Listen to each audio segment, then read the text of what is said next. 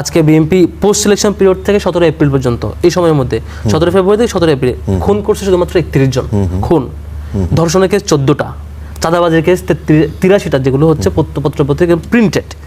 তারপর ধরেন হামলার ঘটনা, সরাসরি চাঁদা না দেওয়ার কারণে বিভিন্ন কারণে হামলা করছে এরকম 154টা, পত্রিকায় প্রিন্টেড।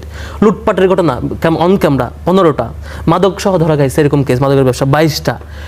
এভাবে করে নানা কিসিমের কেসগুলো যখন হয় মানুষের জন্য নজর ওদিকে যায়। আবার যখন দেখে শুধু এইটা না, বিএনপি জুলাইয়ের গণম্যান্ডেট সংক্রান্ত মানে জনগণের যে ম্যান্ডেট সেটাকে অস্বীকার করে গণভোটের বিপরীত অবস্থান নেই। মানলাম এটুকুও করছেন, আপনাদের জনপ্রিয়তা আছে এটার সাথে। আপনি কমিশনের যে রিকমেন্ডেশন পুরো অধ্যাদেশটা আপনি বাতিল করে দিলেন গুম সংক্রান্ত, যাতে করে আপনি গুম করতে পারেন, পুলিশ কমিশনের নিয়োগ যাতে করতে পারেন, পিএসসি যাতে লুটপাট করতে পারেন। ওই যে এর আগে যেমন আগে হয়েছে যে কোনো প্রকার নিয়োগ করা যায়, পিএসসির পুরো প্ল্যানিংটাই পিএসসি সংক্রান্ত যে নির্দেশনা এটা পুরোটা বাতিল করে দিলে কেন? যাতে করে এখন পিএসসি চাইলে আপনি বন্ধ করতে পারেন, দলীয় লোক নিয়ে দিতে পারেন। এখন যাতে তারা ভয় পাচ্ছে যে ক্যাম্পাসে আন্দোলন হতে পারে বোধহয়, কারণ আগে কোটার কারণে একটা আন্দোলন হয়েছে, এখন আপনি পিএসসি নিয়ন্ত্রণে নিচ্ছেন, পুলিশ কমিশন নিয়ন্ত্রণ নিচ্ছেন, যাতে করে পুলিশ আপনার মতো দলদাস বাহিনী বানাতে পারেন, প্রমোশন আপনার হাতে থাকে, নিয়োগ আপনার হাতে থাকে, পিএসসি আপনার আন্ডারে থাকে, আপনার মতো সরকারি লোক নিয়ে দিতে পারেন। এই জিনিস যখন লোকবল জনগণ যখন জেনে যাবে তখন আন্দোলন হতে পারে। কোটার আন্দোলন যদি এই হয়, এখন আরো আন্দোলন হলে এই ভয়ে তারা এই কেস করছে।